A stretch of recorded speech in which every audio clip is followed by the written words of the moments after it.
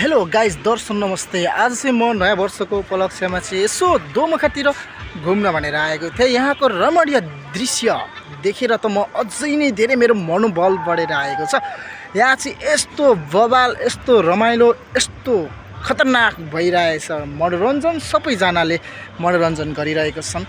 हेरौँ गाइज, यो पछाडिको दृश्य, यो भ्यू देख्दाखेरि चाहिँ एकदमै रमाइलो लाग्छ। अझ खोलाको यो माई खोलाको किनारलाई देख्दा त झन् साह्रै नै मनोरञ्जन फिल भएर आउँछ। यता तल यहाँनिर चाहिँ हाम्रो पानी रोक्ने ठाउँ भन्छ, यो चाहिँ हाम्रो ड्याम भन्छ नि होइन।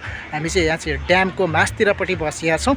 अनि ऊ तल त ड्यामदेखि तलपट्टि त देखिएको ठाउँमा चाहिँ जलुङ्गे पुल रहेको छ। अनि यो ड्याममा चाहिँ धेरै मान्छेहरूको अन्तुष्टि भइसकेको छ। अनि यसै गरी यहाँनिर चाहिँ रमाइलो गर्नेलाई ठिकै छ, रमाइलोबाट अतिबाट चार गर्नेहरूको लागि चाहिँ मृत्यु पनि छ। त्यसैले यो माई खोलाको विशेषता एकदमै धेरै मार्मिक रहेको छ। धर्म गर्नेको लागि धर्म नै हुनेछ र पाप गर्नेको लागि मृत्यु सरी पनि हुनेछ। हेर्नुहोस्, यति रमाइलो, यति खतरनाक देखिएको छ यो दृश्य। हेरौँ कति रमाइलो लाग्छ। यो ठाउँमा आएपछि सम्झिनुहोस् तपाईँलाई पनि स्वर्गमा आए जस्तो हुनेछ। अनि यता हामी तीनजनाको ग्रुप थियो हाम्रो, र तीनजना हामी यहाँनिर आएको थियौँ। राजु दाई प्लस र मिस्टर स्याङ्बो त्यहाँनिर बसेर हेर्दैछन्। यहाँको रमणीय दृश्य देखेर ऊ छन् अत्यन्तै धेरै खुसी। मेरो त खुसीको कुनै सीमा नै छैन। हेरौँ अझै अगाडिको यस्तो रमणीय ठाउँहरू तपाईँलाई म देखाउन चाहन्छु।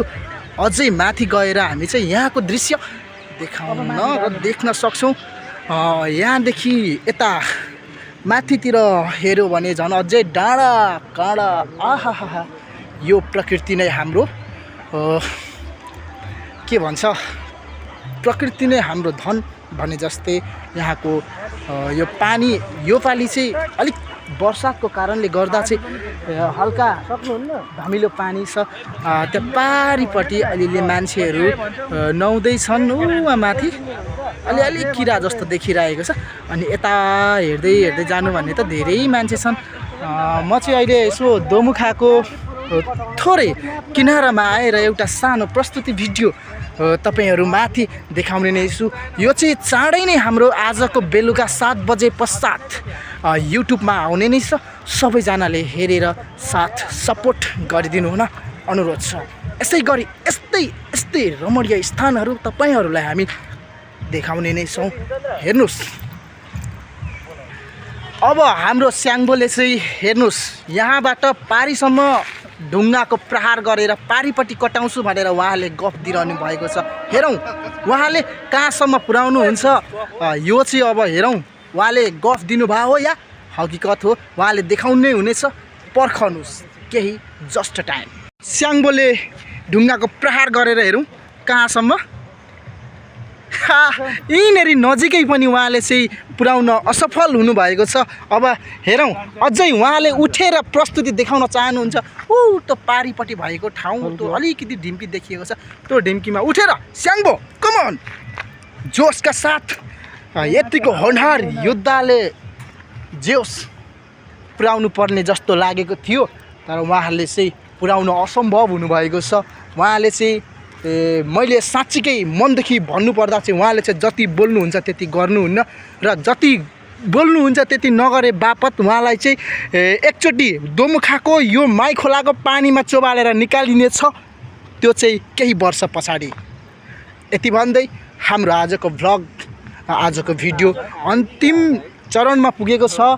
यहाँको रमणीय स्थान, यो ठाउँ, यो रमणीय डाँडा काँडा प्रकृतिको काखमा हामी रमाइरहेको छौँ। यहाँ हुनुहुन्छ हाम्रा राजु भुजेल, उहाँले हामीलाई यो ठाउँ देखाउनु भएको छ। यता टिकटक बनिरहेको छ, यताको यो सुन्दर भ्यूलाई देखेर रमाइरहेको छन्। अनि त्यहाँनिर 2-4 जना नुहाइधुवाइ कार्यक्रम गरिरहेका छन्। अनि यसै गरी यता पनि छ, यतापट्टि पनि धेरै मानिसहरू रहनु भएको छ। सबैजनाले नुहाउने प्रक्रियाहरू गरिरहनु भएको छ। हेर्नुहोस् यति रमाइलो यति खतरनाक देखिन्छ।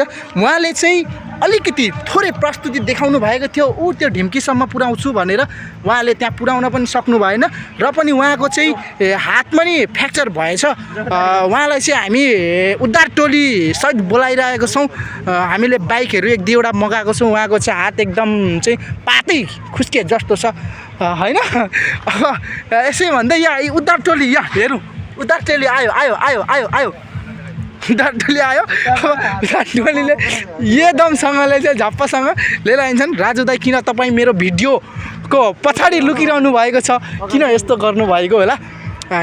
ल त साथी हो, यति भन्दै आजको हाम्रो यो भिडियो चाहिँ म टुङ्गाउन चाहन्छु। यसै क्रममा चाहिँ सबैजनाले चाहिँ आजको यो भिडियोलाई लाइक कमेन्ट र सब्सक्राइब गरेर चाहिँ हामीलाई सहयोग सपोर्ट गरिदिनु हुन अनुरोध छ। हस्त गाइज, जय नेपाल। आजको नयाँ वर्षको सबैजनालाई शुभकामना व्यक्त गर्न चाहन्छु। 400